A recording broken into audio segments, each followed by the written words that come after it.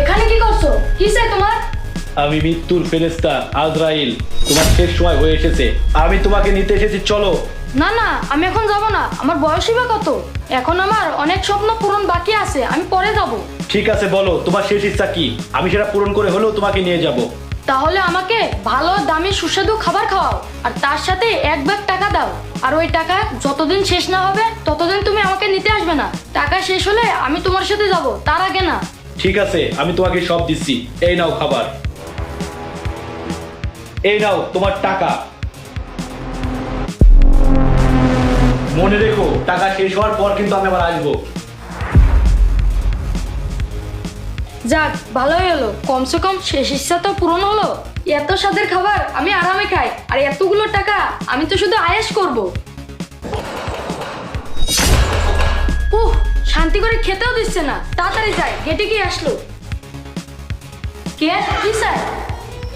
আমি ভিখারি, আমি খুব অসহায় বাবা, আমাকে কিছু খাবার দেবে? আমি অনেক দিন ধরে পেট ভরে কিছু খাইনি, আমার খুব কষ্ট হচ্ছে বাবা, আমার খুবই ক্ষুধা লেগেছে। তোমার কাছে কোনো খাবার থাকলে আমাকে একটু দাও না বাবা। আমি একে আমার খাবার কেন দিতে যাব? আবার ওনাকে দেখেও তো মনে হচ্ছে গরিব। দিয়েই দিই, আমার খাবার ওনাকে খেতে দিই। আপনি দাঁড়ান, আমি এক্ষুনি আনছি।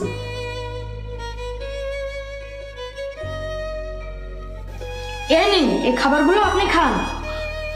কি, এতগুলো খাবার আমার জন্য? জি, আপনার জন্য, আপনি খেতে পারেন। বেঁচে থাকো বাবা, বেঁচে থাকো, তোমাকে অনেক ধন্যবাদ। যাক, খাবারগুলো তো ভিখারিকে দিয়ে দিলাম, টাকাগুলো তো আছে। আর এই টাকা যতদিন না শেষ হবে মৃত্যুর ফেরেশতা আমার কাছে আসবে না, আর আমাকে নিয়েও যাবে না। উফ, আবার কি আসলো? কে আপনি? কি হয়েছে? আমি খুব গরিব, আমি খুব অসহায়।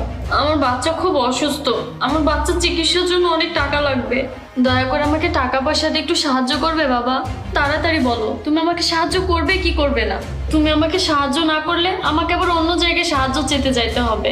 কি, এখন যদি আমি নাকি টাকাগুলো দিয়ে দিই তাহলে তো মৃত্যুর ফেরেশতা আমাকে নিতে আসবে, আর না দিলেও ওনার বাচ্চার চিকিৎসা হবে না। কি করব? মনে হয় আমার শেষ সময় চলে এসেছে, আমি ওনাকে টাকাগুলো দিয়ে দিই। একটু দাঁড়ান, আমি আসছি। এই নিন, এখানে অনেকগুলো টাকা আছে, এই টাকা দিয়ে আপনার বাচ্চার চিকিৎসা হয়ে যাবে। তোমাকে অনেক অনেক ধন্যবাদ বাবা।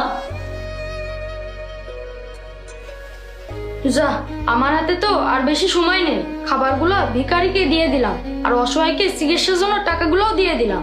এখন তো আমার কাছে আর কিছুই নেই, যখন তখন আমাকে নিতে আসতে পারে। যাই, নামাজটা পড়ে নি। আমি এখন নামাজ পড়ছি, আমাকে আমার নামাজটা শেষ করতে দাও, তারপর আমি তোমার সাথে যাব।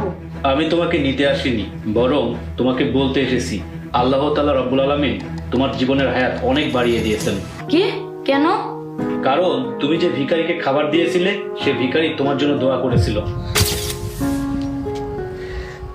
হে আল্লাহ, তুমি ওই ছেলেটাকে দীর্ঘজীবী করো, ওর হায়াত বাড়িয়ে দাও, ওর জীবনে সুখ শান্তি আর রহমত দান করো।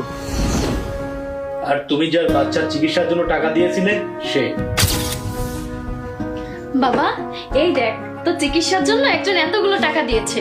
এখন আর কোনো চিন্তা নেই, এই টাকা দিয়ে তো চিকিৎসা হয়ে যাবে। আল্লাহ আমার চিকিৎসার জন্য যে এত টাকা দিয়েছে তাকে সব সময় হাসি খুশি রাখো।